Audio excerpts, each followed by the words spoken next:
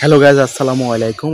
এখন আমি আপনাদের সামনে এমন একটা ভিডিও ক্লিপ দেখাবো যেখানে আলম ভাই তার যে বড় একটা অপরাধ করেছে, বিশাল একটা অপরাধ, সেই অপরাধের যে বর্ণনা তার ভাইরা অর্থাৎ শর্মিলার যে বোনজামাই অর্থাৎ শর্মিলার দুলাভাইয়ের মুখে আমি আপনাদেরকে শোনাবো। তো শর্মিলার দুলাভাই কি বলে শুনুন।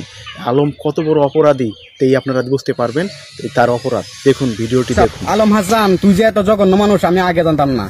তুই আমার শ্বশুর বাড়ি তাইছস, 1 মাস থাকছস, খাইছস, শর্মিলার সাথে অনেক মিলমিশা চলছস। তুই শর্মিলার 2-3 বার মারছস, মাইরা পরে তুই শর্মিলা তারপরেও এর সংসারে মাঝে কেউ জানান লাগে দিছে না।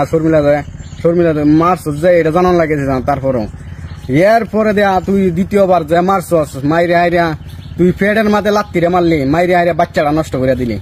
তুই এটা কেমন, তুই এটা কি করলি? তুই মিথ্যা কথাটা বললি আমার শালির নামে। আমার শালি বলি বাচ্চা নষ্ট করে লাইছে। আপনারা শুনবেন, আমার শালি কোনদিন চাইছে না বাচ্চাটা নষ্ট হয়ে যাক। আলম হাসানের পেটের মাঝে লাত্তি দিয়ে আমার শালির বাচ্চাটা নষ্ট করে দিছে। এই যে এই কাহিনীটি হি অনলাইনের মধ্যে আইসা, লাইভের মধ্যে আইসা হি সত্য প্রমাণ করতেছে, আমার শালির নামে বিভিন্ন অপবাদ দিতেছে। এইটা কি ঠিক করতেছে ভাই? আর যে আমার শ্বশুর শাশুড়ি আছে যে তারা অনেক সরল মনের মানুষ, সরল সোজা মানুষ। তারা এইসব বসে মানে কিছুই মানে গাড়া মাথা কিচ্ছু করতে চায় না। তারা একজন নীরব মানুষ। আপনারা জানেন কিংবা জানেন না, আমার শ্বশুর শাশুড়ি অনেক ভালো মানুষ।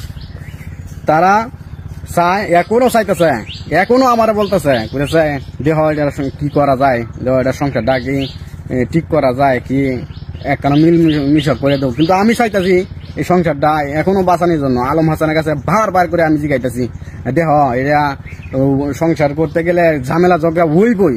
তারপরেও তুমি আলম হাসানে মানতেছে না, নিয়া লইয়া খাইতো না। ওই এরপরে আর কি করতাম এই আলম হাসানকে বুঝাইতে আমি একবার শেষ। আর যে বিশেষ করে যে আমার শ্বশুর শাশুড়ি আছে, তারাও বলতেছে যাওয়ার জন্য, কিন্তু আমি বলছি যাওয়ানি, আপনারা গিয়ে আইরিয়া দেখবেন বুঝায় কি বলে। কিন্তু আলম হাসানে বলতেছে আপনারা আমার বাড়িতে আইন না যায়, আপনারা আইন না যায় আমার বাড়িতে। এটা কোনো কথা না? আইলে এটা সমাধান হইব কিবে? হয়তো তুই একটা সমাধান দিবি, হয়তো আমার শালিরে লইয়া খাইবি, না হয়তো তুই এটা শেষ করে দিবি, একবারে ফিনিশ করে দিবি। বারবার এসে অনলাইনে বাজে তোর নাটক বাজে আর ভালো লাগতেছে না। তুই বিভিন্ন ধরনের কথা কইতেছ যাইয়া। এই যে গেছে কালকে তুই একটা ইন্টারভিউ দিছিস, একটা ইয়ার মাঝে অনেক কিছু বলছস, এটা কিন্তু ঠিক না। তুই আমার শালীর নামে আর কোনো কথাই কইতাতি না, আমার শ্বশুর শাশুড়ির নামে আর কোনো কথাই কইতাতি না। তুই এটা শেষ করে দে, আমার নামেও কিছু কইতাতি না। আমার বউ আছে যে বউয়ের নামে কিছু কইতাতি না। একটা কথা